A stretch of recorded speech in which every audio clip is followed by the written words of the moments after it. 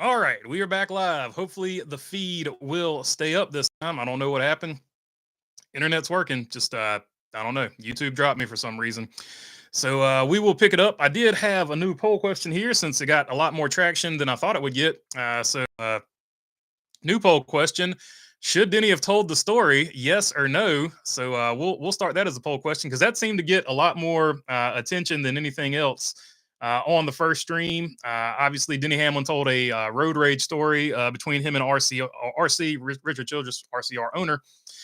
So that is what that poll question is about. Kyle Busch going to race Brexton at Millbridge on March 26th. Kyle Larson said he would have 50 wins if the car hadn't changed. Austin Hill going to be racing 5 Cup races for RCR. April 6th at Darlington, July 6th at Chicago, August 23rd at Daytona, September 13th at Bristol, October 19th at Dega. And Bob Pockris said no more option tires. So there you go. I will leave it open in the chat and see what you guys want to talk about because I've ran through all the other stuff already. So we'll just hang out here and see what you guys want to talk about. Let's try again. I thought it was Iowa having a bad connection, says Chrome Diesel. It's not. Yeah, it's. I don't have a bad connection either. Ironically, this time. So I don't know. Just one of them things. YouTube dropped it somehow, some way. So I don't know. Hopefully, we keep going here. Hang out a little bit and see if it fills up. See what you guys want to talk about. But if let's see, on the all-time wins list, I'll read you off the guys that do have 50 here.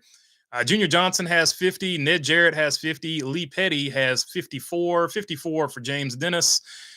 Rusty Wallace at 55. And then everybody else is in the 60s. Harvick at 60. Kyle Busch at 63. Senior at 76. So you're getting into rarefied air here. 60 wins gets you at 10th place all time. As it stands right now, Denny Hamlin obviously can change that. He's at 54, so he's six wins away from 60. Tony Stewart, 49. He's retired, though. Who's active? Next active is going to be 36 for Joey Logano and Brad Keselowski. They're both at 36 apiece. So that's who currently Kyle Larson is chasing at 30 among active drivers. 34 apiece for Truex and Busch. Fireball Roberts and Dale Jarrett, 33 and 32 for Jarrett there. So that is the list that Kyle Larson is chasing there. All right. Hey, I get to vote 2 thumbs up, says Bruce Carvey. Appreciate you there, Bruce Carvey. Let's see. Kyle Larson would have 50 wins if he quit tripping over his own backside, says Bumblebee. So that's another fair point to make. I talked about the Chip Ganassi thing earlier. So it is also a fair statement to say that, you know, if he hadn't he's thrown some races away. Let's just be totally honest about it. If he hadn't, overstepped, but that's part of the fun of watching him drive too. So I don't know if you can really take that away or not.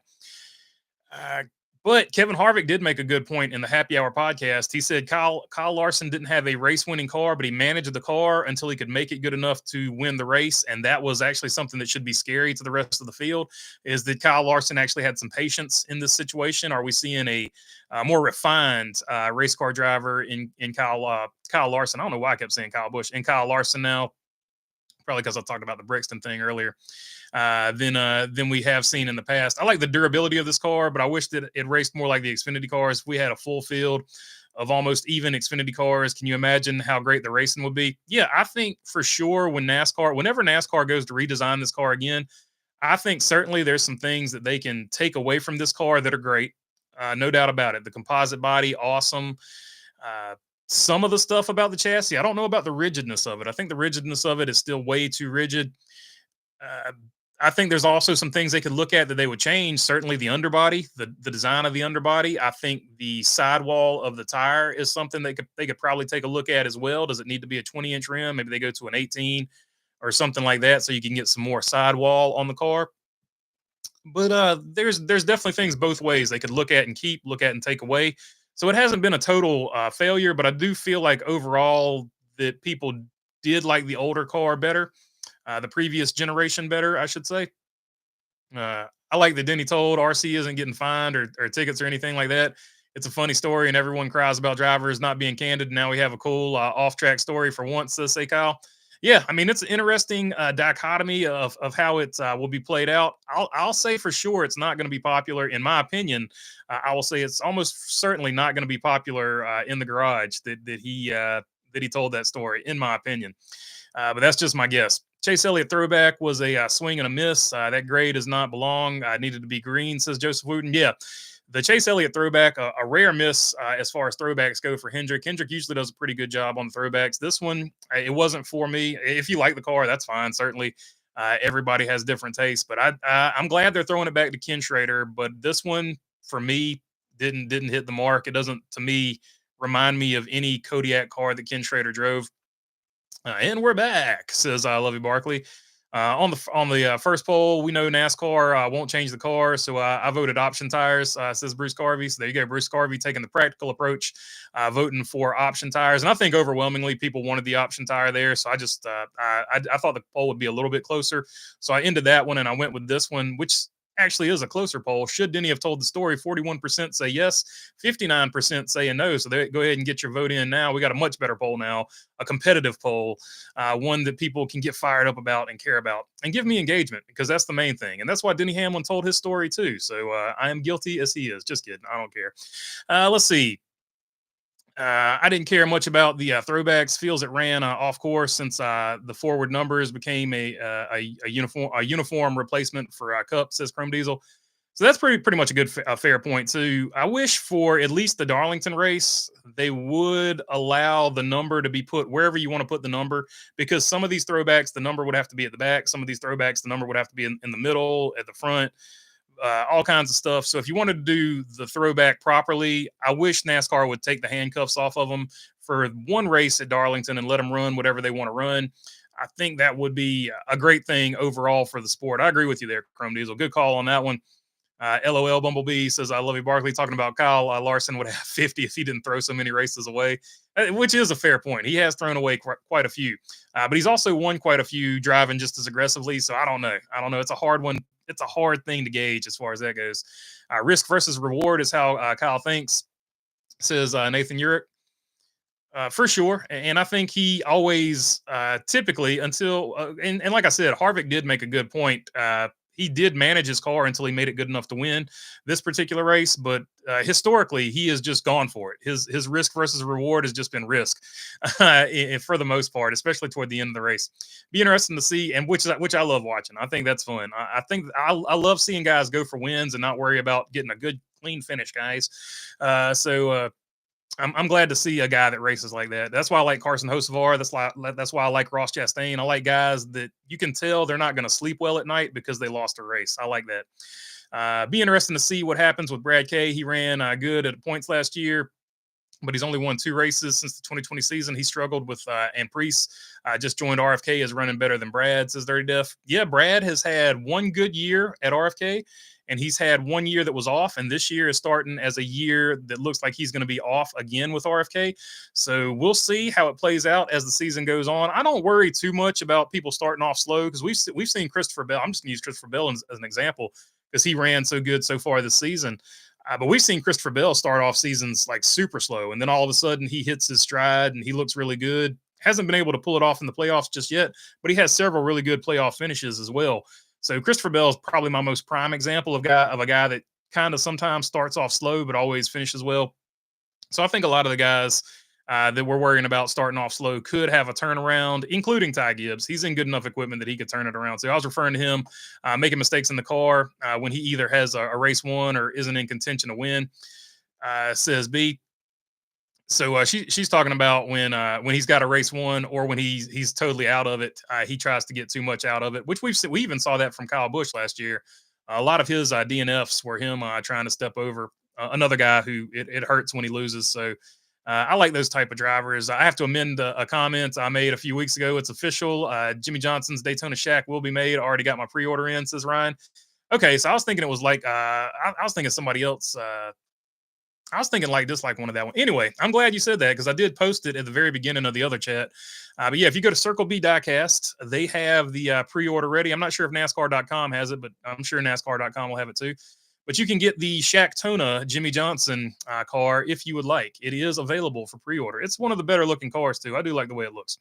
Larson either brings back a trophy or a hospital report. I respect that in a man, says Elise. There you go. All or nothing. I'm all for it as well. Makes racing way more interesting than just good solid finishes to get points. Be no doubt. Look at how many races Larson threw away since the Gen 7 debut.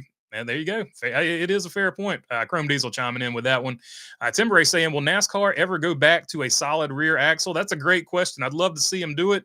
I don't know if it's in the cards. I don't know how important it is going to be to OEMs and manufacturers and stuff like that going forward, especially when you see reports from Brake Hard. And I think Eric Estep jumped off on that too, where you see people saying that General Motors isn't even going to, or Chevrolet's not even going to have a car. It's just going to be called the Chevrolet, and they're just going to modify a body. It won't be even a car. You can possibly, is what they're speculating. It's not. It's speculation. It's a rumor, but that you might not even be able to buy the car that's on the racetrack. Chevrolet just wants to be involved in NASCAR, and NASCAR would be okay with that. So whether or not it even has to look like something that's on the street is the point I'm going for here. Would that even matter anymore? So could they go back to a solid rear axle, basically have what they've got in the Xfinity series, which we've seen puts on the absolute best show 9 times out of 10 on the weekend. That's usually the better race. David McSwain, what's up, my friend? Good to see you on here as always. Saying good evening, BB and everyone. Bumblebee saying Denny's Carl Edwards throwback is 11 out of 10. See what I done there, or see what I did there? Says B. So there you go, Carl Edwards. The throwback is really good. They did nail that one. I talked about Chase missing his, or the designer for Chase or whatever, and I'm not even going to put it on the designer. You got so many people stepping in saying it's got to be this and that colors on the car. It just didn't hit. It doesn't remind me of a Ken Schrader. Exact opposite for the 11. It looks exactly, other than the 11 not being a 99, it looks exactly like the Office Max that Carl Edwards ran. And really cool that they're throwing it back to Carl Edwards as well. Larson can say that, but the car always changes, so you don't really know. I'm sure if Jeff Gordon and Ray Evernham had the exact same circumstances they did in 1998, they would have doubled their wins, says Dirty Def. Yeah, for sure. And that's what I'm saying. Who knows one way or the other? It's a fantasy world you're living in when you get into conversations like that, because literally anything can happen if you want it to happen in a fantasy makeup. So, but what is for sure is he has been significantly better at Hendrick since he's gotten to Hendrick.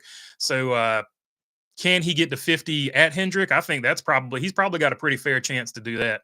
So I think there's a chance he can crack the top 10 by the end of his career if everything keeps going like it's going. So super cool. But I like the confidence in it overall, regardless of what you think about the accuracy of the comment. I do like the confidence behind the statement being made there.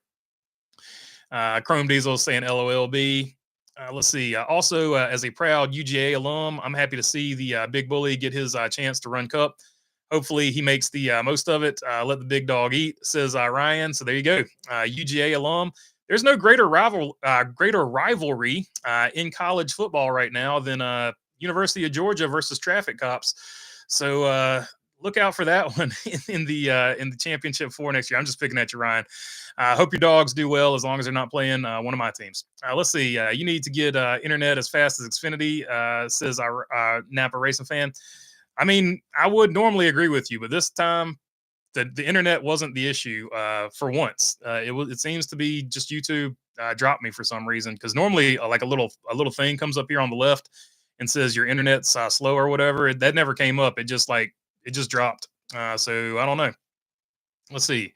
LOL, how come YouTube never locks up during the commercials? Says Bruce Carvey. They do manage to keep the commercials going for some reason. Ken Schrader throwback was his 1994 car. The reason we don't identify it is because the colors are different. Well, somebody had it. I think it was motorstardom.com, who has a live show on Instagram that starts before this one if you want to check it out before this show starts. And they do a good job with it. They had Cody Ware, I think, or maybe Carson Ware. I don't know. They had somebody on there, but they do a good job over there for sure. But yeah, they had a listing of all 3 Kodiak cars that Ken Schrader drove, and that was one of them. And it still doesn't look exactly like that one. The colors just don't really match up or line up. But I see what you're saying. I just don't think it's a good match, even though they could have with the colors. But it is what it is. Let's see. My dream race car has no fender flares, no diffuser, and narrow tires, says Chrome Diesel. So there you go, throwing it back to kind of the 80s. It would sort of look like an 80s car, even though there was some skew in the 80s cars. Go start your own league then, says Bumblebee. Josh Berry won the best throwback scheme, just like Larson's Terry Labonte scheme last year. It's over. I don't know about that one. So Josh Berry is going to be a good one, but I think it's going to be between two Fords. I think Austin Cindric is going to give Josh Berry a run for his money. Austin Cindric throwing back to the number two. God, we could have so many good poll questions today. Usually it's hard to find one good poll question. I've got like two or three now. But I think the Austin Cindric one is going to be hard to beat. So if I had to vote right now, I would literally have to flip a coin between Josh Berry and Austin Cindric. But I would have, because I'm an Earnhardt fan, I would have to go Austin Cindric's number two throwback to Dale Sr. would right now be my favorite. It would just slightly edge out the 21 car. But I do think that they are the cream of the crop. Throw in your Macho Man memes if you would like to. The cream of the crop. But for me personally, I would have to give the slight advantage to the two there. But I don't think anybody else, as far as throwback schemes, has even come close to touching the two and the 21 right now. So right now, they're my early leaders. Maybe we'll do a bracket for that. It's bracket season. NASCAR's got a bracket now. Final four, probably going to be Duke. I'm thinking Duke's going to get to the Final Four. I probably just jinxed them, but it is what it is. It will make me laugh if the race stinks this week and NASCAR announces that they're rethinking the no option tires at short tracks because TV tells them to. Says Bruce Garvey. That would be pretty funny. To be fair, NASCAR didn't say it. It was Bob Pockrass that put it out there. So that is Bob Pockrass. I think he was answering somebody's question, but I'll have to go. I don't have the tweet in front of me. I'll have to go back and look at it. Find me a big investor, says Chrome Diesel. Barry could win this weekend or next. Martinsville obviously runs well. Oh, yeah, he's really good at Martinsville. Don't sleep on Josh Berry at Martinsville for sure. Good call there, Napa Racing fan. Finished third last spring at Darlington. Yeah, he's gonna be a problem now. He's gonna be a problem, and that's what I was talking about with Austin Hill. He's going to be a 30-ish year old rookie when he gets into it. So I think he's got a chance to make just as much noise as Josh Berry makes. I think they've had sort of a similar backstory as far as coming up. Casually was watching the first stream, then seen it was only 15 minutes and it was suspiciously short. So I looked and then seen attempt two. Thank you for your dedication, BB. Appreciate you, Thunderstrikes. I try to keep them going as long as you guys have questions and stuff like that in the comment section. Do you think Chase Elliott throwback is one of the best schemes of all time? OJ and Toothpaste on Earth 2. I'm sure you've already got it, my friend.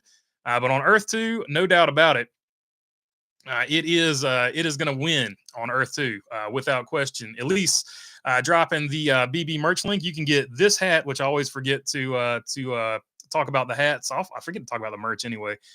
Hats, t-shirts, sweatshirts, and stickers. As far as I know, that's the only thing going on the site there.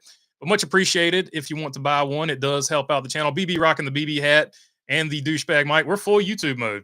Full YouTube. Got the douchebag mic. Got the hat on. I don't have the headphones on. Headphones would be full on. Streaming D-bag YouTuber or Kick or Twitch streamer. Whatever is more popular right now. I don't know. I don't even stream, so who knows? Best moment of IndyCar and NASCAR race was the blackout for IndyCar at Thermal. Homestead suddenly appearing on Fox. Typical Fox, says Napa Racing fan. So what was interesting about that is the Thermal is supposed to be this really big, exclusive, big-time IndyCar event. And the irony of that race, of all races, the only other race that could have been worse to black out, possibly, not even possibly, would be the Indy 500. But for Fox to drop the ball right there, and for the IndyCar fans that absolutely hate NASCAR to be forced to watch NASCAR, it is kind of funny and it is kind of ironic because Fox has given this big push for IndyCar this year, trying to get it built up as big as NASCAR. So it was kind of funny. I saw David Land even made it, I haven't seen the video yet. I need to go watch it, but he made a whole video about the blackout. So he's over there on his grind as well. If you like IndyCar, make sure, I'm sure you know about him, but make sure you're subscribed and following David Land. Does a great job over there on the IndyCar side. Nothing yet with Hamlin's Progressive Camry. XSE is a pre-order, but that will also be on the scroll. Yeah, I'm sure they'll make it for sure. No doubt about it. Hello in between the lanes. Says Lovey Barkley, do you think any Cup guys will run Rockingham trucks or Xfinity? Says Napa. I don't know. I did see where Michael McDowell is going to be running. I think at Martinsville, he's running the Rock paint scheme. to promote The Rock. So maybe you see some guys. I mean, technically Casey Kane's running in it, so if you still count him as a Cup guy, that's one Cup guy. But I know you mean probably like a current Cup guy. It's no telling. They've got an off weekend, so maybe somebody goes over there and makes that start and sees what's happening, sees what's going on, see if they can get a ride over there. It would be. I think it would be cool. I wouldn't surprise me if it happens, but I haven't seen or heard yet. I'm frustrated with the fact that the option tire clearly made the short track game better. Why get rid of something that's been decent? NASCAR never fails to do this, says Bumblebee. That's a fair point. Maybe NASCAR is thinking we just go with the softer tire because that made the race better anyway.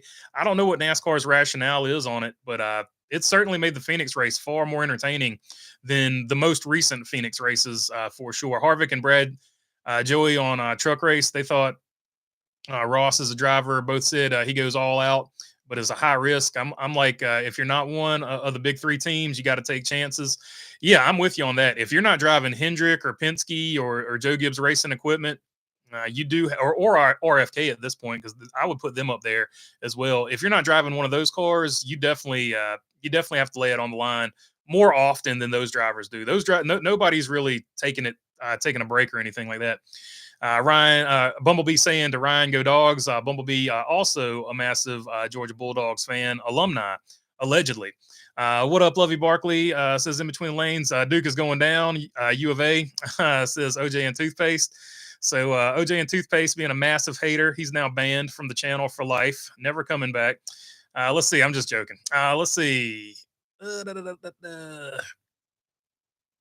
Kyle Larson caught the perfect wave. How many wins would he have without Hendrick? Says Timber Race. I mean, that's a fair point too. He would have far fewer wins if he wasn't with Hendrick. But the general consensus is he stayed loyal to Ganassi for a way longer time than he could have. He could have been driving for Hendrick a long time ago, according to a lot of people, sources, allegedly, all that good stuff. They'll never go back old style once you have a transaxle independent system, says Dave McSwain. I'm kind of with you on that. But it just really, like, it just depends. Everything in the future, like for the longest time, everybody's like, we're going to have some type of hybrid electric car. We haven't seen that yet. So I don't know. NASCAR, you never say never. It's crazy. Go Dogs, bite hard, says Elise. What's up, OJ, says Lovey. Will Larson get 40 Cup wins before Logano, says Jamie Schweitzer. That's a, I don't know, man. Joey Logano's in his prime too. They're both two of the best out there doing it. So I don't know. That's a tough one to answer. That's my thinking anyway, says Dave McSwain. Yeah, I see where you're coming from 100%. Not disagreeing at all. I'm just saying NASCAR, the people that are running it right now, they're so unpredictable. They sort of, whichever way the wind blows, that's what they kind of want to do. But I'm with you. Since they've got like the single source manufacturers and stuff like that, they're probably not going to end that contract with them. So they've probably got some stuff in place where you probably won't ever see it change. That's if I had to guess, I would lean toward your way for sure. I hope they have a Rockingham ad that actually shows Rockingham this week. Sure, it's good promotion regardless, not necessarily great advertising, says Napa. At least they're advertising it, but I'm with you. At least show the track, show some classic events or something. Martinsville bound Thursday, says Delmer Kaufman. I might make it out there, I might not. It's going to be touch and go. It's going to be interesting as to whether or not I make it out there. Got some personal stuff going on with vehicles right now. RC is an OG. I know it's bad, but I thought the incident was funny. I have a lot of respect for him because of who he is, and he doesn't care what people think. Definitely old school. Yeah, he's definitely a throwback to the 80s and 90s. He goes back even further than that, but the 80s and 90s, they used to do these practical jokes and pranks on each other. Didn't really take any shit off anybody type of stuff, and that's where Richard Childress is always going to be. And so it's interesting to me that Denny Hamlin decided to tell the story and leave out who was driving his car, who also he admitted was driving aggressively and kind of I don't know, didn't like what Richard Childress did. So it was sort of tit for tat. Richard Childress obviously overstepped with the door by dooring the other car. But interesting that situation had to play out on a podcast, and the situation, in normal real life, you either would have played it out with the police, or you just would have got money from Richard Childress. In this case, the insurance wouldn't need to get involved because then the car wouldn't have to be reported as being wrecked. You just fix it at the dealership with money, and everything could have been, done and done like that. But Denny Hamlin decided clicks and views. Clicks and views were more important. So interesting. I don't think it's that big a deal at the end of the day. I think if he was really in fear of his life, if it was really that egregious, if it was really that bad, the police that were doing the escort would have got involved. So that's just my thoughts on the matter, but it is what it is. Austin Cindric will take the best paint scheme, says Escobar. I think so too. I think he's only barely going to slightly edge out the Wood Brothers car, though. I think it's going to be super close. I like the Carson Voppel, Jamie Mack throwback to 2010, says B. Yeah, as far as Xfinity goes, from what I've seen, I haven't seen all the Xfinity ones that have been released yet. I'll be totally honest about that, but I do like that one. That one's got to be an early front runner as well. At UGA, we always keep the Athens PD on their toes. I may or may not have been fractured on a occasional law or two as a youth, says Ryan. Haven't we all? So stay safe, obey the law, stay free. That is the main thing. But youth is going to youth. So it is what it is. Cindric's number 2 Earnhardt scheme is great, but the history tied with the Jim Clark scheme and the Wood Brothers makes the scheme more special, says Napa Racing fan. So yeah, there you go. If you're an Earnhardt fan, you're going to vote for the 2, which I was always an Earnhardt fan. Earnhardt and Petty were my 2 dudes growing up. And then if you're any type of Ford fan, you're going to skew toward the Wood Brothers. If you have any inclination toward IndyCar, you're going to skew to the Wood Brothers. And if you've pulled for any driver that ever drove for the Wood Brothers, let's say, Josh Berry, Ryan Blaney, Matt DiBenedetto, any of those guys, you're probably going to Paul Menard, you're probably going to skew toward the Wood Brothers. So Morgan Shepherd, I mean, it goes on and on. Like you can list off all the drivers. AJ Foyt, I think, drove for him. Cale Yarborough drove for him. Kyle Petty. Like, so there's an endless list of people that you might skew you toward the Wood Brothers as well. Do you think Ryan Blaney's engine issue was a fluke? I don't know if it's I just don't have enough information wise, guy. Like, I don't know if they're over tuning it, if his specific engine tuner is over tuning it, or if they got like a bad batch of parts. It's hard to say. Roger Penske built and sold to NASCAR, the California track, sold the land for value, says Jamie Schweitzer. Built and sold the track to NASCAR in California, the California track, and NASCAR sold the track for land and value. Lovey Barkley, TNT has been doing some commercials for NASCAR, and I can already tell it's going to be great. So there you go, TNT, looking strong, excited for their bracket run portion of the season here.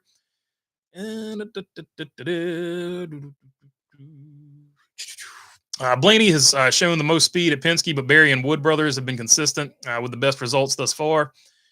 For sure. But only because Blaney keeps blowing up. So he had the fastest car. So if he hadn't blown up, he probably would have won.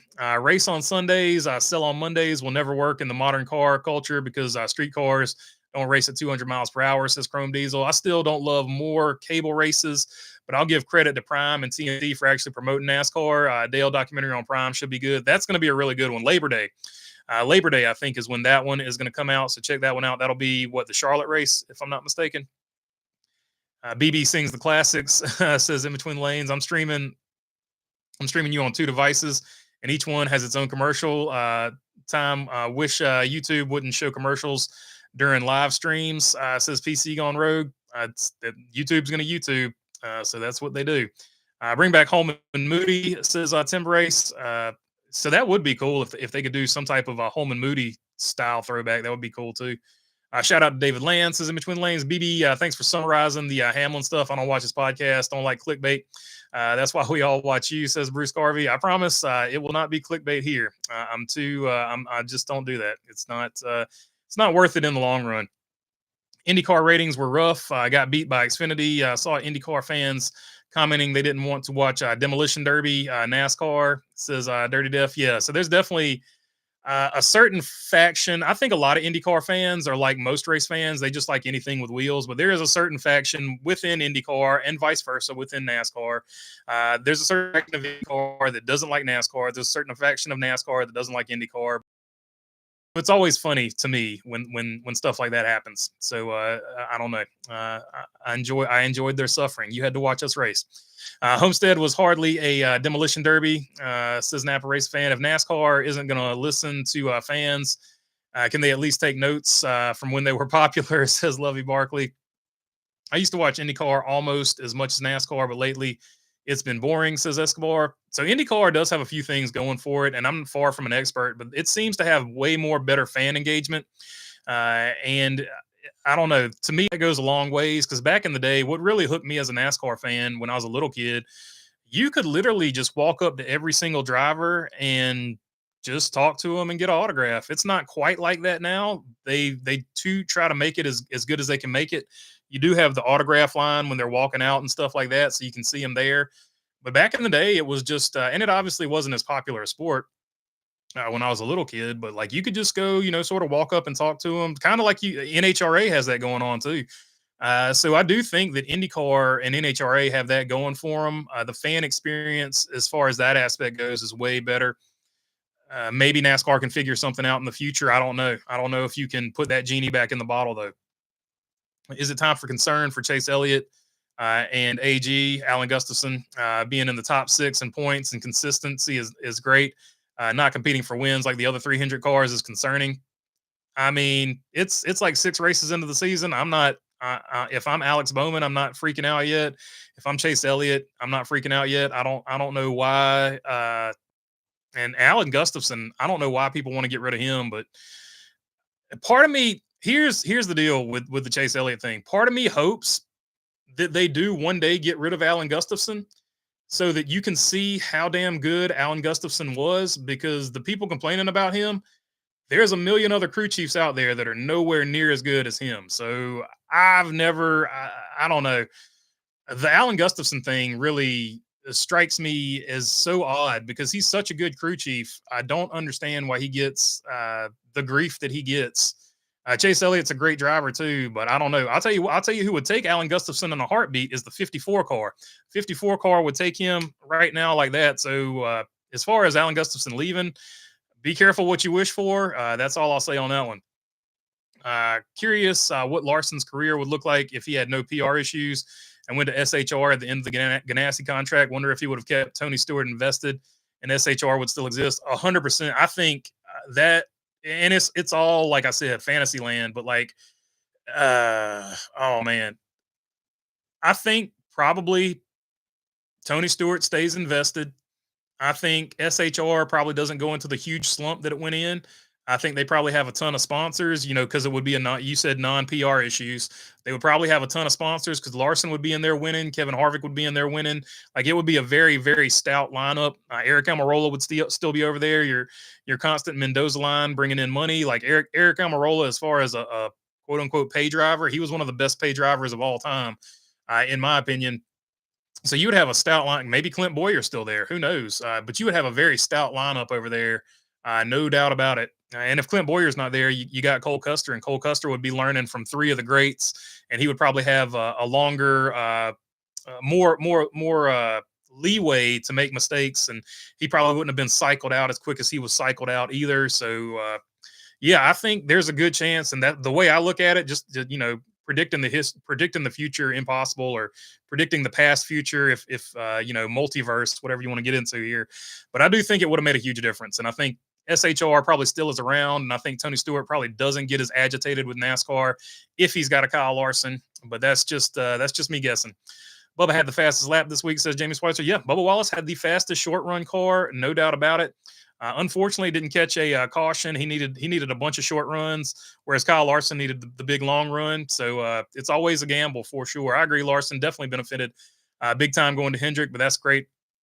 A great pairing. Be curious to see who else would be great driving one of those big teams, but just never got the chance. Ward Burton was always a good call there, Dirty Duff. Ward Burton was always one. I thought Ward Burton was one of the greatest because I can't think of any other driver that won a race with Bill Davis Racing. So I would have loved to have seen Ward Burton over there at Hendrick or a big team like that. It just never happened. Just never happened, unfortunately. What year did they stop painting the cars and started wrapping? Hard to say. I know Hendrick was the last one that had the DuPont Exalta deal. So there was always 1 or 2 paint schemes that Hendrick always painted, but I would say somewhere in the late 90s they started wrapping them. Would be my guess. Let's see. Elliott and the 9 ran amazingly well at Bowman Gray. I expect the 9 to be a contender for a W this weekend. Bowman Gray is basically a half-size Martinsville. says Napa Racing fan. Yeah, if you remember, it was the old car, but Chase Elliott had a green. It was like a. It wasn't a classic green Mountain Dew car. It was like a. What would be the word for that? Sort of like a sparkle green, maybe a green metallic, for lack of a better word there. Uh, but anyway, he had a Mountain Dew car. He absolutely had the freaking best car there that week. Maybe 2018, 2019, somewhere in there. Had the absolute a monster of a car, and they just kept having all these mechanical failures. And even after they fixed it and put it back on the track, he still had the fastest car. He was like 30 some laps down though. So he is really good at that track, is the moral of that story. So yeah, you can't count him out at Martinsville for sure. Dirty Death, the racing was actually great. Some of the best road course racing we've seen in IndyCar since Barber a few years ago. People are just against it and ignore the facts because it's the Thermal Club. It's a club. Got to be in the club to get in. Elite, what's up, my man? Always good to see Elite on here. Does great on his channel. Check him out. Always dropping out the great vids there. What was the most recent one that I saw? Somebody did it. Corey LaJoy did it to himself. I think that's your most recent one, or at least the most recent one that I saw. So always doing great videos over there. So check him out. My favorite part is the Thermal Club literally stated that they want to reconfigure the track to make the racing better, which clearly shows they care about IndyCar and are committed to the circuit. For sure, I think the Thermal Club's a good deal. I think after all the hubbub dies down, I think they'll be okay over there. I just and the racing is good, so that's the main thing. It's good on TV, so it'll build it up, and hopefully, eventually, it becomes like a really hot ticket, and everybody wants to join the Thermal Club. I feel like that's the overall goal for it anyway. So hopefully, they can do that. Fuga says Tip Jackson. Let's see. I like the Jamie McMurray throwback, but why not change the number fonts to match it? When Michael Annett drove for JRM, they had the one DEI type font, says OJ and toothpaste. I don't know. That's a question you would have to ask them, but I feel like it's pretty good.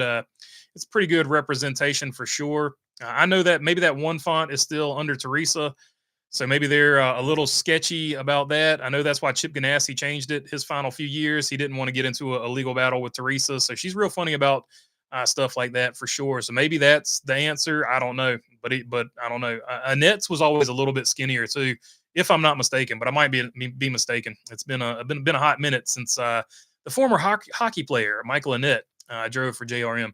Kyle Petty got his first win in the Wood Brothers Ford, says Delmer Kaufman. Indeed, he did. 7-11. Oh, thank heaven.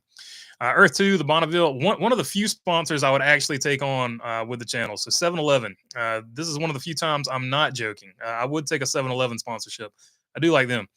Earth 2, the Bonneville Flats will host a NASCAR championship race for 2030, says Jamie Schweitzer.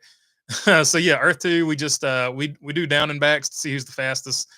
OJ Teresa still owns the font, says B. It's been a while since we've seen a motor grenade like that 12, says OJ and Toothpaste. Yeah, typically you don't see them go quite that bad. Somebody did have one.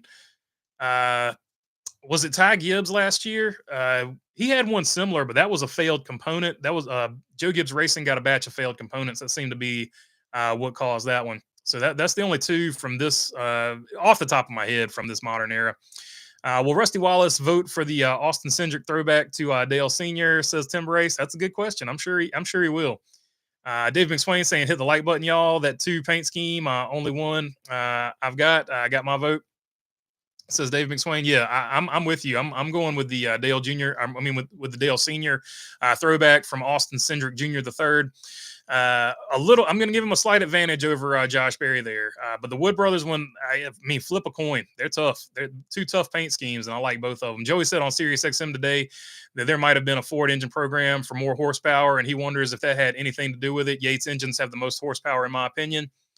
Yeah, so maybe he's getting the R&D engines. I don't know. Hopefully they wouldn't keep giving them to the same person, though, because you wouldn't want the same person to keep blowing their motors and stuff like that. But I don't know. You thought IndyCar ratings were rough. Look at the NHRA ratings. I think today's race fan isn't really into drag racing, says Escobar. That's a shame, because that's one of the things I want to see before I leave the planet. when I retire from late model racing, I'm definitely going to go check out some drag racing for sure. I just got here. Did we talk about the Richard Road Rage? For sure. We talked about it. We've talked about it on both streams tonight. Like dislike, but I don't know. Much ado about nothing is the way I'm going with it. Let's see. I don't think the 900 horsepower won't make a difference with current car because of too much downforce and grip, says Chrome Diesel. Yeah, the tires are too wide, so you're going to need a ton of horsepower. Just the tire, to me, the tire is the main issue. They don't break traction, so you can go two ways about this. And I took some pictures of it. They had a modified at South Boston when we were there this weekend, and you could do a ride along with it. And it had some Mickey Thompson tires on it. They were DOT legal Mickey Thompsons, but they had tread on them, and you could hear that thing squalling. It couldn't grip up, and that's so really all. You don't even have to make the tire skinnier. Just put tread on it. And I know Baron von Weebs has said this numerous times. So shout out to him. He was the first one to be talking about it on the channel that I remember. Baron von Weebs always talking about you just need to add tread to them, and that'll eliminate the grip issue. So maybe we just need to add tread to the tires since they're so freaking wide. Any documentaries or projects coming out? Just the same one I've been working on, Wise. Sorry. Been working on the other project that we talk about behind the scenes. That's been getting the vast majority of the attention, but I need to flip it back over here to another long form one that exactly 7 people will watch, and I won't cry about it at all like I just did there. Purple Vest 311 was driving the car, Jared, says Stephen D'Amelio. So Purple Vest was driving the car. He was the one that decided to test Richard Childress. So there you go. IndyCar likes screwing themselves by airing their races the same time as NASCAR, along with the boring schedule it has, says Elliott. So there you go. Yeah. So yeah, that's a good point. I don't know why that was a decision that was made, especially when Fox is carrying the race. Like, it's hard for me to wrap my head around any of the thought process behind any of that. Roger Penske is in the Cup Series. He would want maximum exposure. He owns IndyCar. I don't know how that thought process came about at all. Like, none of it makes sense. That's a great point. Yeah, I don't know. I was trying to think of like a counter argument when I was reading that, and I was like, "There's really no counter argument. It's just dumb." So yeah, I don't get it. I don't get it. What's Blaney's engine failure? What was Blaney's engine failure? Says Ron Russell. I look like I don't know. They haven't released exactly what caused it, but it was a total meltdown for sure. NASCAR didn't help signing a cable heavy deal for the money either, says Napa Race Fans. Yeah, NASCAR took the money and ran as opposed to taking the exposure to get more money via that way. So I don't know. Elliott's paint scheme, says Jarrett Hunt. I'm not a big fan of it. They're throwing it back to Ken Schrader. It just doesn't look Ken Schradery enough for me, but it's cool that they're doing it. Let's see. Odds of the 54 crew swap for mid-season. I believe if they keep running like they're running, they're definitely going to get some people swapped out for sure. BB rightfully called it essentially a nothing burger, says Jamie Schweitzer. Yeah, it's just a story for clicks and views, which is all good. He's in the business on that podcast of getting clicks and views. People pay him a lot of good money to be on there sponsoring, so he's definitely got to get the clicks and views. I'm not talking trash as far as that goes. I would have handled it differently.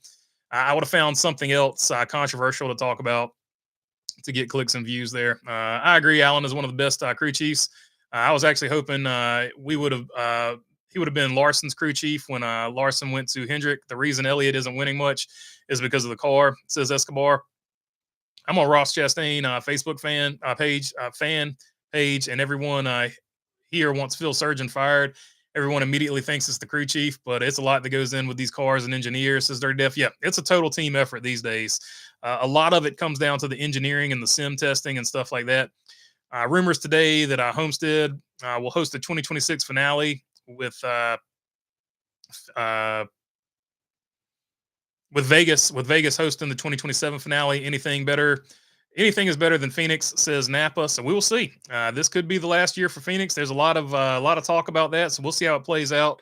I don't think anything's been decided because even the people putting in the bid for Homestead said they're only like 70-30 as to whether or not they think they'll get it. So I think there's still a lot up in the air. Agreed, Napa, says one wise guy. BB, would you rather have Cliff Daniels or Chad Johnson on top of the box, says OJ and toothpaste. To be honest, in my situation, it really wouldn't matter because I'm not Kyle Larson. So, shit, either one of them would be helping me out, no doubt about it. But Cliff Daniels, I think, is a better crew chief, without question. Let's see. Nothing against Chad Johnston. Let's see. Ward had a chance to go to Hendrick, but chose Haas. Bad decision, says Delmer Kaufman. It was a bad decision. I agree. But I would have loved to have seen him over there. I will say that. Great call on Ward Burton. Definitely lifted up Bill Davis Racing, and crazy he turned down bigger teams to stay there. I agree. Ward had some big teams interested in him, but was always turned them down and wanted to stay loyal to Bill Davis, says Elliott. Yeah, I agree. And I've heard that story, and that's what made it even more shocking when Bill Davis went on the Dale Jr. download and just freaking threw Ward Burton under the bus. I was like, what is going on? I was like, childhood ruined. But that was the move that Bill Davis decided to do in public there. So I was very surprised by that, almost as much as I was surprised by Denny Hamlin telling the story he told. That is the poll question today, though. Should he have told the story? Yes or no? 52% saying yes. So there you go. 52% disagreeing with me. I like it. I'm much of a Gustafson I'm as much a Gustafson defender as a Bowman defender. I doubt getting rid of Gustafson would help. Definitely hasn't helped Hamlin getting split from Gabe Hart or Ty Gibbs from Chris Gale. Good point there. So there you go. Good call. Jeff Burton said Ward had a strong accent because he was born on the southernmost side of the house, says Jamie Schweitzer. That is how the story goes, for sure. I saw that Chris Stapleton was pleased with how the rollout of the Traveler Whiskey car got and wants to run it more. Curious to see where it pops up next. It's a good-looking car, so hopefully they can get it going again. Maybe North Wilkesboro. Can they put somebody in it for North Wilkesboro? That would be an interesting situation. Where else would you do it? What are the tracks that Junior likes? And I'm thinking it would have to be sort of on the front end of the season. I don't know if Junior would want to be in the booth while his car is on track, but maybe that won't bother him at all. I don't know. It would be interesting to see where he wants to put and who he would put in it, and where they would race at next. Then he also said on his podcast that Homestead is supposed to be the finale in 2026, and on Jet MDK, somebody found a Homestead event that said it was November, and Willie B also said it. So there you go. The big rumor in the garage, it's going to be Homestead. We will see. We'll wait for it to play out. But like I said, the people that put in the bid, and I'm getting this from Breakard, the people that put in the bid said that they're only 70-30. So it's one of those deals. They're going to put in bids, and whoever has the best bid overall is probably going to get the business. So probably leaning toward Homestead, but I don't think it's a lock yet. Breakard had a great episode on it, so check out his most recent episode. I thought it was really good. JRM could maybe run Cup at Daytona in August, says Napa Racing Fan. Yeah, maybe. What's up with Corey LaJoy having less points in 6 races than JJ in 1 race, says Bruce Garvey. Corey LaJoy's only ran 1 race as well. He only ran Daytona as far as I know. He might have another race lined up. I saw something about he has another race lined up. Casey Meir is going to have a race here lined up as well. I don't know if it's at Martinsville or not, but he's got one lined up for Carl Edwards. I'm thinking it's at Martinsville, but I could be wrong. But he's going to be driving the number 66. Got him a sponsor as well. Teresa Earnhardt owns the 1. That's why that font, the Wicked Witch of the South, still owns the 1, sadly and unfortunately, says Napa. Let's have a moment of silence for my fantasy roster this week, which had Reddick in the garage and Blaney and Josefa starting, says Say Kyle. Yeah, it was a rough weekend for you, for sure. Speaking of that, let's read off the list. Catskill Mountain Racing overtakes one wise guy for the lead here at 11:30. Kevin 27 in second place at 11:25. 11:24 behind them now is one wise guy, your former points leader. Zachary Mungro is in 4th place, tied with Enzo at 11:01. Like dislike in the 6th position. Seekonk Speedway Girl. I hope I'm saying that right. 1093. Shaw is at 1088. Explanation point is 1070. In between the lanes is at 1064. So lanes in 10th place. Chicken Nuts falls out of the top 10. I remember he was in the top 10 because I remember that name. He's at 1059. I'm in 13th place, and just ahead of me is Billy Joe 88 at 1049. I'm at 1045. And we're not going to read anybody below me, but just know just know that Quattro is making a run. He was in like 38th, 37th. He is now up to 34th. He said the dynasty begins today, and it does. Dirty Def. He has also made a climb in the points as well. He said the dynasty begins today as well. He is now up to 20th in points. So they are men of their words. They are men of their words. They said they're going to do something, and they did it. I couldn't force myself to watch the Corey LaJoy video because I felt it was just piling on. I may be completely wrong. I just figured he had enough negativity around him, says Dirty Def. Let's see. I still may check it out. Let's see. SVG is the Coke Zero Sugar 400 last year. Had his engine go out like Blaney. That's who I was trying to think of. I knew it was somebody. So SVG had one last year, and I remember Ty Gibbs had one because you could see the radiator fluid, the water basically coming out of the tailpipes. So that was another big one that blew up the 54 either last year or the year before. Fun fact, the last time a JGR driver not named Christopher Bell won was Denny Hamlin at Dover last April, says Napa Race fans. There is your Joe Gibbs Racing fun fact of the day. Appreciate you there, Napa. Stellantis is resuming the Hemi production later this year. In fact, they are. Good call there, Chrome Diesel. I'd forgotten about that. But they're putting it back in the Charger, Challenger, whatever the new sports car looking thing that looks like the Challenger. I think they're calling it the Charger now, though.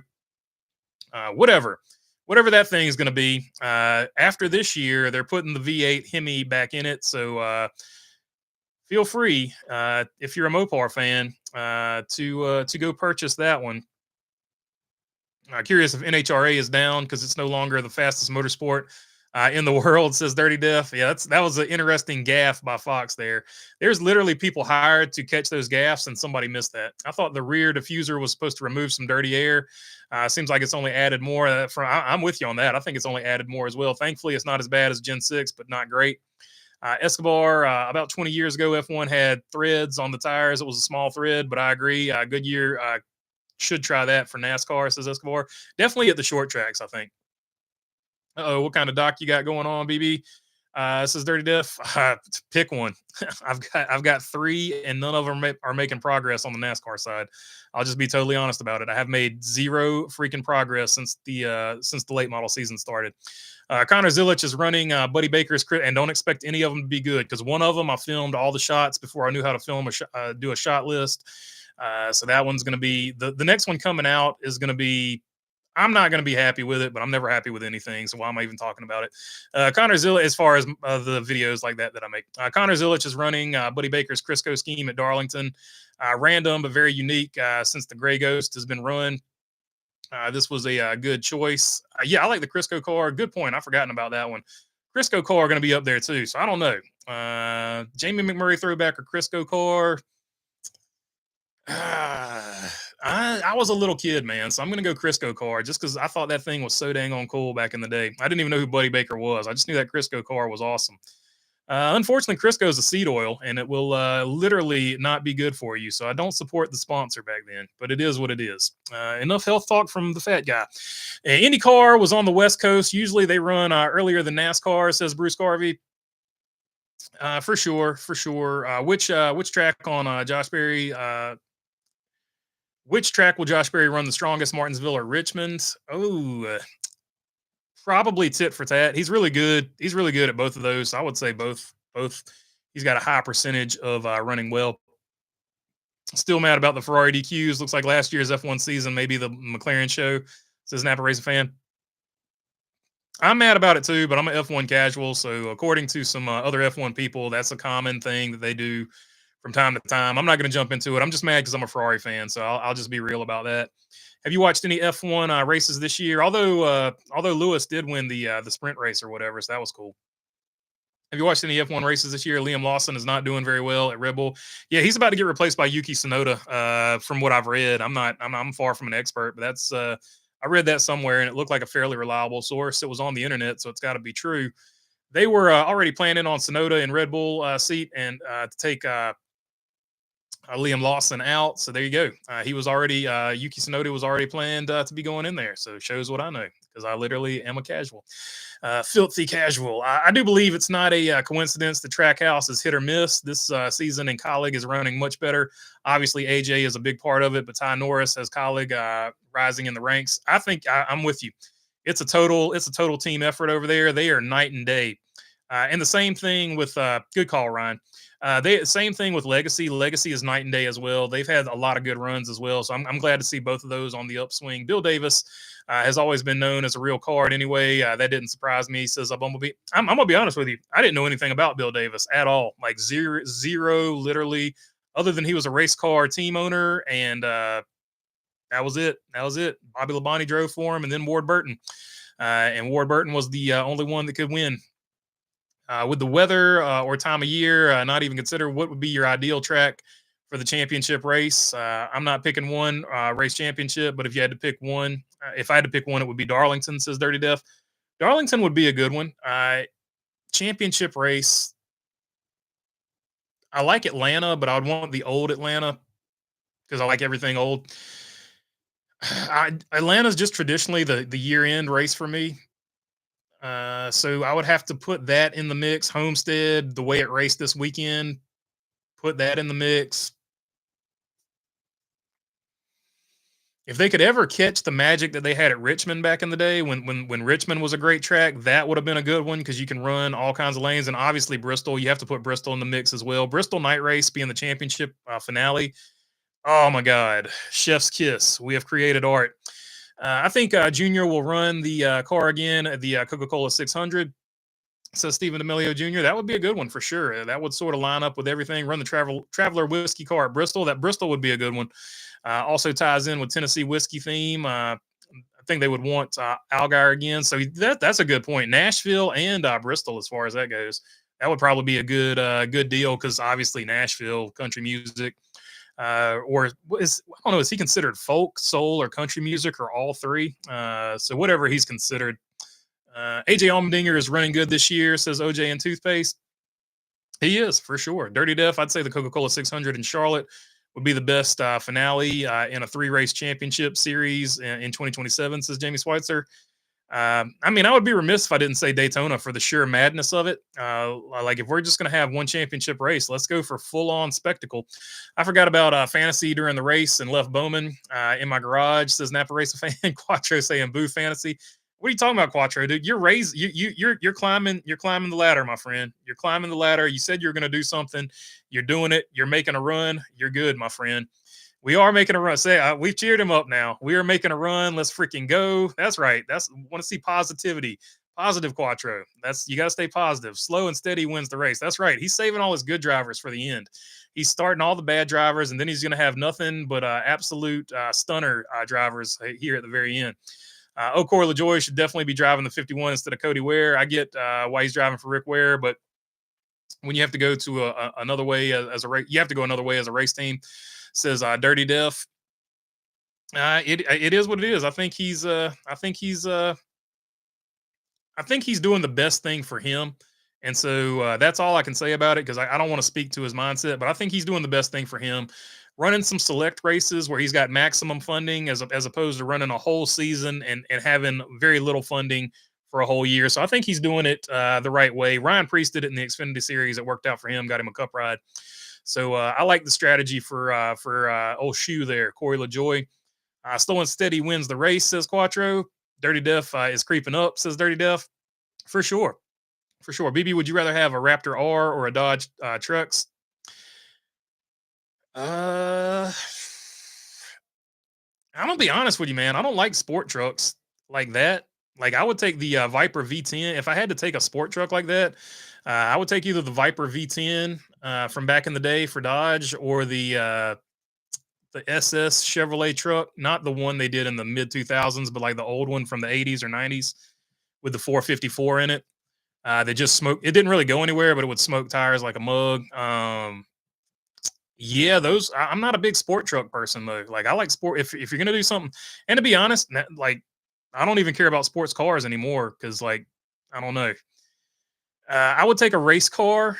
I would take a work truck with a trailer and a race car, like, over all of that. And the race car, ironically enough, would be cheaper. The cheaper option, if you all things considered, if you get a used race car, like, that would be the cheaper option.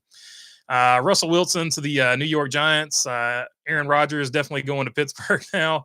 Sorry, BB, having a senior moment. I meant to say Cody Ware has less points. in 6 races than Jimmy Johnson. I got you, Bruce Garvey. I was totally confused. I got you though. 2 Corys though. It's very confusing. I called Kyle Larson, Kyle Busch earlier, so it happens to the best of us. No sweat, Bruce Garvey. Jamie Schweitzer, I'm all for having the finale in Charlotte. I think Kansas just puts on the best races with this car, says Dirty Diff. Kansas would be a good one. That's a good one for sure. I'm afraid we lost the Nashville Fairgrounds. They will be turned into the Karen Fairgrounds, says Napa. SMI with Dale Jr. had a development deal in place like 4 years ago with no progress. I'm surprised nobody has ever run Steve Grissom's channel lock paint scheme. I've got that car somewhere, Escobar. That was a good looking one for sure. I miss the old Atlanta. Atlanta was definitely a good one, no doubt about it. But they went a different direction because the car changed. So New Atlanta, not too bad either. Also think they need to bring back the Cartoon Network paint schemes. As a kid, I love those. Okay, as an old fart, now I still do. Says Ryan. So let me pull up some of those. I'm just gonna do a Google search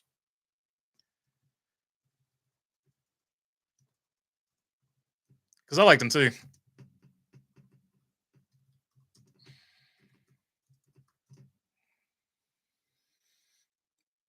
All right, there we go. Click paste, copy, copy. We're interneting at a high level. Oh, it's too many characters. How lame is that? Let me post what I want to post. Oh well, I tried. Effort was there.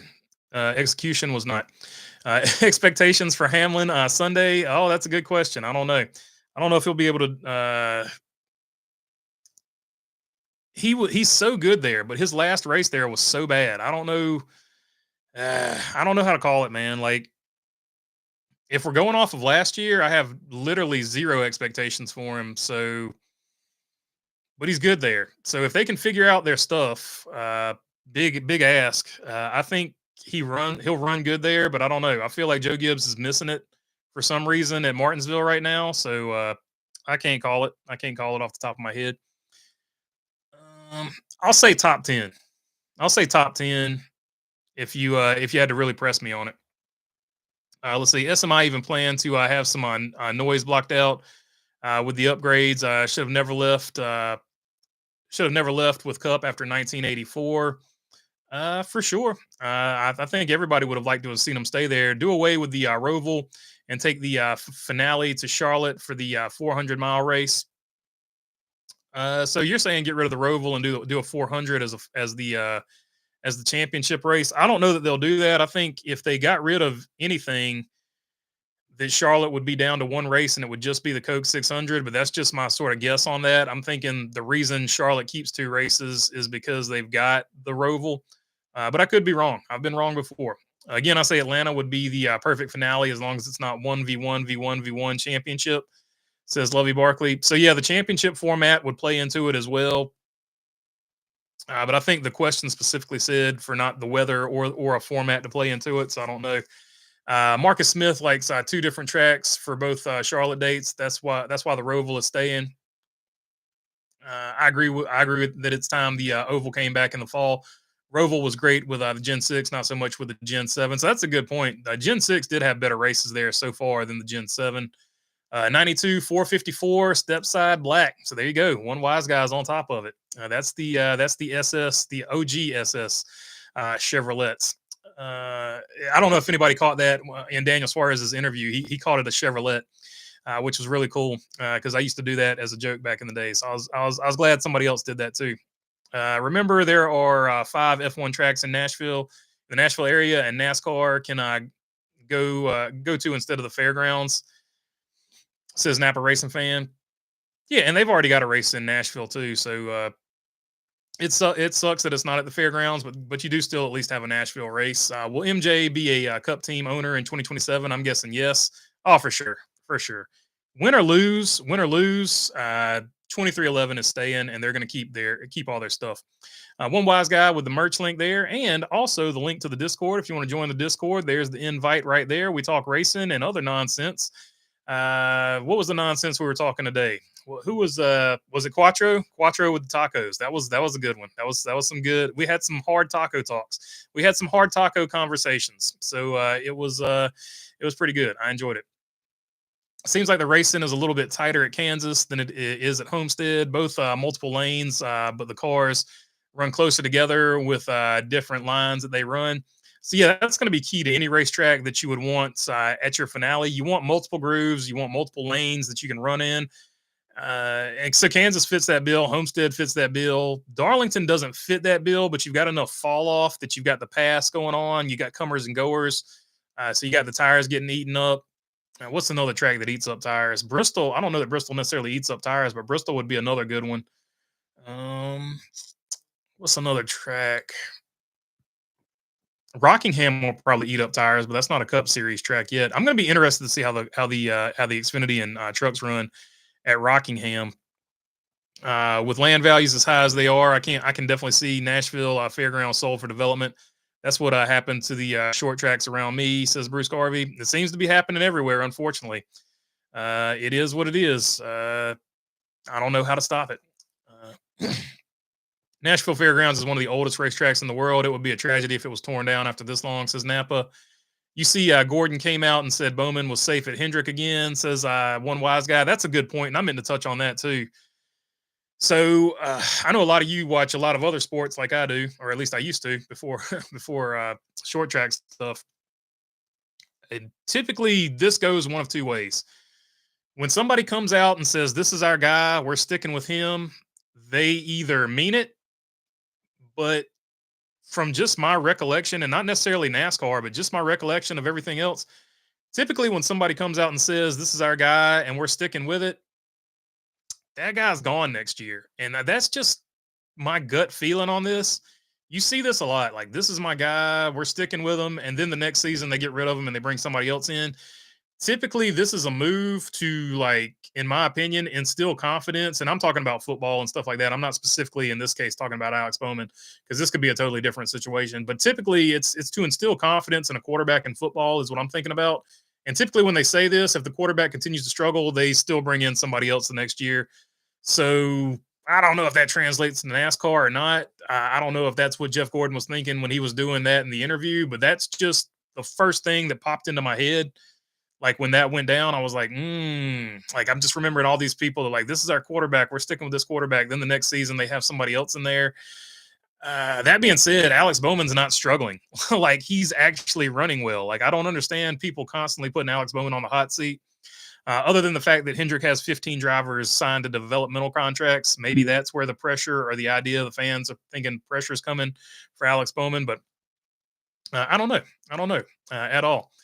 I remember Suarez saying Chevrolet, and I remember I currently say it and have for a while, says Lovey Barkley. So everybody's in on it. I think that's actually, if I'm guessing, that's probably how it's pronounced in Spanish, but I don't know. I don't speak a whole lot of Spanish. Let's see. Have you ever watched Tony Gibson episode with Dale Jr. Download? Very good. Alan Kowicki seems like an interesting guy. Yeah, Kowicki was definitely a different dude. Like, the way they talk about him, like, he was just so far ahead of the game, engineering wise. It would have been really interesting to see how everything played out if he had stayed around or was able to stay around longer if it weren't for the unfortunate accident. I think Bowman will be back next year, says OJ and Toothpaste. I hope so, because I don't see where he's done anything to be fired, to be totally honest. Like, he's had a good career thus far since he's been over there. Hendrick. Mexico made the square bodies up until the mid 2000s. Oh man, that's unfortunate that they stopped making them. They used to make mid 2000s. They made the original VW Beetle down there too. In Spanish, Chevrolet is pronounced with the T at the end, says Escobar. Hey, so there you go. Escobar clearing it up for us. It is pronounced that way in Spanish. So I made a good guess there. I like it better that way too, actually. So it sounds way cooler. So I was glad he did it, because I do it. I did it jokingly all the time, but I do think it sounds better. So there we go. I learned something today. Appreciate you there, Escobar. Boo hard tacos, says Quattro. So Quattro says hard tacos are an actual offense, an offense punishable by the law to Mexican cuisine. Even Chase Elliott, after winning the Nashville Super Speedway in 2022, said we need to return to Nashville Fairgrounds. The track is only a few miles away from downtown, says Napa. I remember that for sure. My culture is not your gentrified version of a taco on a squat scheme, Says Quattro Boo. So he doesn't like the seven. So the 17's running an old El Paso hard taco scheme, by the way. This is where all this jumped off from. Chris Buescher's running that car. I don't know where he's running that. Probably Martinsville, I would guess. So this is where Quattro jumped off here. So Boo says Quattro. One wise guy saying LOL. I appreciate Quattro's enthusiasm, says one wise guy. Let's see here. Michael McDowell, our Rockingham scheme, says OJ and Toothpaste. Yep, I think he's running it at Martinsville this weekend, but he's advertising for the Rock race. The Rock's coming back, and they gave Michael McDowell some money, and he put them on the hood because they gave him that money. Not familiar at all with Discord. Could you give me a nutshell version of what it is? LOL, says they're diff. The way I use it, it's kind of like an old chat room back in the day, back in the 90s would be the closest thing. But you can do way more other stuff with it, but I don't game or anything like that with it. But it's very versatile, but the way I use it is pretty much for that. Just a big chat board, kind of. So and you don't have to worry about, something like Twitter where you got to see everybody else's stuff. It's just those people in the community, you're seeing their chat. So kind of like the old chat rooms, to be honest, back in the day. It's like a group chat with the community. There you go. That's Quattro, much younger than me, summed it up rapidly, without all the struggle that I just went through. Let's see. Why am I sweating? Let's see. Well, why would Jeff Gordon be saying that right now? He's running super well, so why even bring it up? I agree with you, BB. Seems weird. Yeah, I don't know if the question was asked, if somebody asked him the question or not. I just saw the response, so I'm not super sure if the question was asked or if he just said it. But I'm with you. He's running so good. Like, I don't get it. HMS definitely told Bowman to give Larson the W. Conspiracy. Quattro says so, and that's the bottom line because Quattro said so. BB, who would you say is the most respected driver in the garage? That's the ADD. Sometimes when I read something, it's just going to come out. Sorry. BB, who would you say is the most respected driver in the garage currently? Says Jamie Schweitzer. Probably Ricky Stenhouse Jr. without a doubt. I mean, everybody saw what he could do with his fists, so now they have a great deal of respect for him, and they are very scared of Ricky Stenhouse Jr. He's probably got the most respect. Would be my guess. I don't know who's the oldest and most veteran driver.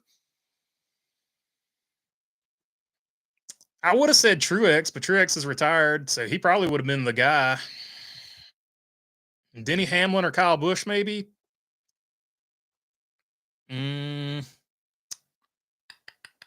Maybe Denny Hamlin or Kyle Busch. I don't know. Let's see. Joseph Wooten, bold prediction: Rockingham will replace the Chicago Street Course in 2026 on the Cup side. It might. We'll see. I think they got something else in store for replacing Chicago, if I had to guess, and I'm thinking that's probably going to be the Montreal date. If I'm guessing, BB, I'm worried about Bowman. I also feel like they have their eye on Zilich, even if it's a year or two away. I could look. Hendrick stole Jeff Gordon because he was good. I could see Hendrick stealing Zilich as well. I don't think they're scared to do that at all. Zilich is with Trackhouse on a development deal. He'll replace Suarez in 26 or 27, says Napa. He could, unless Hendrick steps in and says, they just pull a Jeff Gordon versus Bill Davis deal. I like the stack and stuff. Old El Paso. I like the stack and stuff. Old El Paso taco shells, though, says OJ and Toothpaste. Try saying that 3 times fast. Try saying it at all. But yeah, I don't know. I'm not a hard taco enthusiast unless it's wrapped in a soft taco. Then it's cool. Like, I'm okay with that. Wrapped in a pizza, wrapped in a taco. You've seen the Saturday Night Live skit. If not, you should look it up. Andy Samberg. They just keep wrapping food into food, and it's freaking hilarious. If you got to explain it, it's funny. Bowman would likely get less criticism for his performance if we had Winston points again instead of phony playoffs, says Napa Racing Fan. Yeah, it's hard to say. Like, because then people would race differently. So it's I don't know. It's always hard when you get into hypotheticals.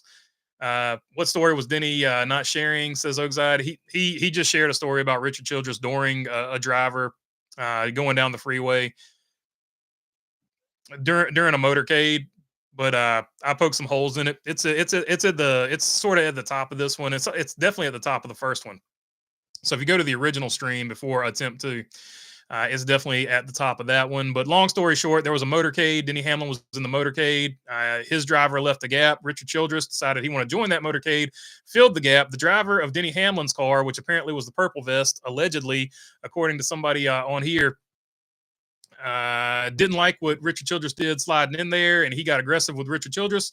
Richard Childress returned the favor, got aggressive back, and doored them some damage to the car. This is all alleged because there were police there. The police decided if they saw it, apparently they didn't want to do anything about it. So Denny Hamlin didn't take it up with the police. Denny Hamlin didn't take it up with Richard Childress. Denny Hamlin decided he would talk about it on a podcast to get clicks and views. So was it really a big deal?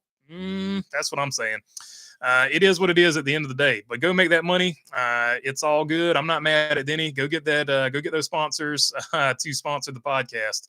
Actions detrimental. That's cool. Kind of like a message board type chat. Yeah, pretty much. I mentioned something about Bowman and set everything in motion. Says one wise guy. That's how it works. That's how it works. And we're here for it all the time, always. Austin Hill and Xfinity, says Dirty Def. Yeah, Austin Hill and Xfinity is going to be a good deal. I'm happy for him. I think he's going to be, shit. I'm talking about Cup. You're saying Xfinity, but I think going for the win in Xfinity. But I think he's going to be the Cup races. What I'm talking about. I think he's going to be good in the Cup races at Darlington, Chicago, Daytona, Bristol, Daytona, and Dega for sure. He's going to be good there. I think. Bristol, sort of a home track for him. I think he's going to be good there. Chicago, I don't know about that one, but Darlington, I think he'll be good too because he's a veteran, sort of in that Josh Berry role. I got to go, guys. See you later, says Lovey. See you later, Lovey. And see you later, Barkley, says OJ and one wise guy. What about Texas as a finale? Sounds crazy, but with the 1.5 lane, it would be interesting championship. Cars were spinning out last year in this car. Yeah, so I think with this new modified version of how these cars race at 1.5 miles, I think Texas would probably be one you have to put on that list for sure. Now I want a taco night this week for dinner.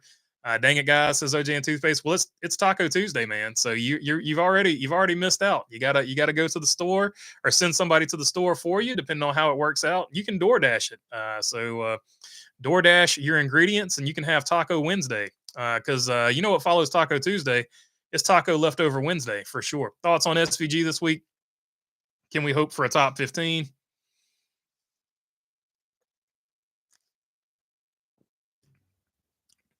Martinsville, one of his better tracks. So I would say for sure, top 15 is definitely reasonable for SVG.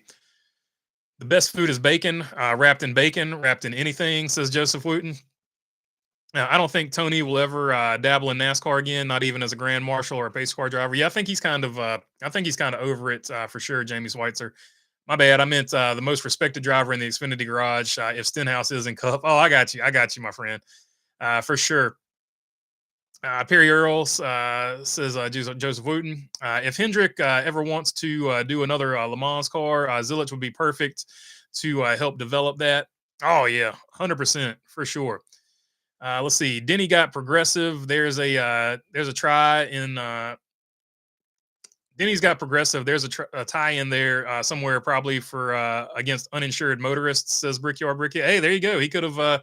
I didn't watch the whole thing, but maybe he worked the progressive angle in there to it. Break hard on NASCAR Weekly Podcast. Hey, there you go. Everybody tune in tomorrow to the NASCAR Weekly Podcast. Tune in every Wednesday to the NASCAR Weekly Podcast, but definitely tomorrow because Break Hard's going to be on there. Should be a fun listen for anyone interested, says Ryan. The only reason Hendrick won't get rid of Elliott is because of Napa's money and him being the most popular driver, thanks to the millions of votes from Dawsonville, says Escobar. Joseph Wooten is a food expert, says Perry Earl. So Perry Earl liking the bacon on bacon on bacon. West Coast still time, says one wise guy. Hey, there you go. You are on the West Coast, so it's only like 6:30 over there. You can still get Taco Tuesday going, my man. Just DoorDash the ingredients. Make it happen. Let's see. Rusty Beechwood says, go play in traffic. Danimals finished 12th in the fall. Thought SVG ran well at Bowman Gray. Yeah,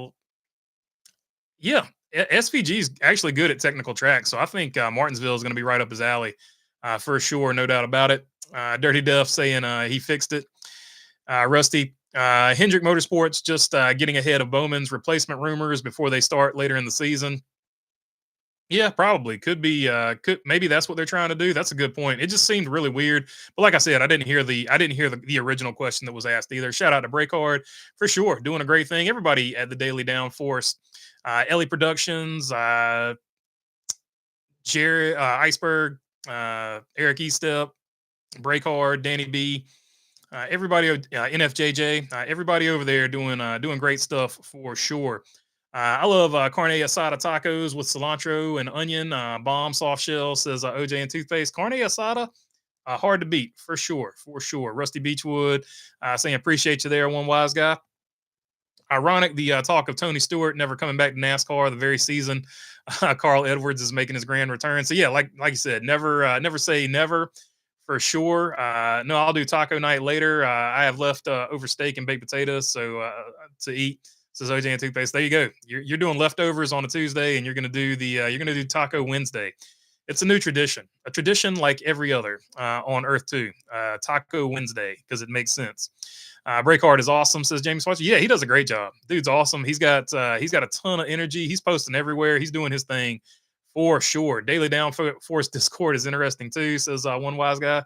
I pop on there from time to time, but it's not as often as I need to. I'm slacking on that, so I need to get over there and make some noise. It is a cool deal they got going on over there. Did you see the guy that was killing the Homestead race? I liked his videos on YouTube. He's always kind of snarky, but I just can't remember his name. I haven't seen it yet. So I need to check it out. If you remember his name, let me know. I'll try to find what you're talking about. Potato tacos says one wise guy. That would be Irish nachos as well. One wise guy. That's another option. OJ and toothpaste saying LOL. All right, looks like we reached the end of it for this one. Should Denny have told the story? 52% of you saying yes, Denny should have told the story. 48% saying no. And that's going to do it for this one. I'll catch you guys on the next one. Until then, peace.